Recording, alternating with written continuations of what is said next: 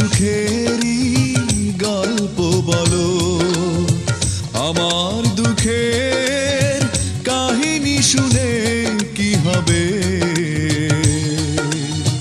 তোমার সুখেরই গল্প বলো, অল্প সময়ে আমাকে ভুলে ভালো আছো জেনে লাগলো ভালো। আমার দুঃখের কাহিনী শুনে কি হবে। ফাইনালি ৮,০০০ টাকা।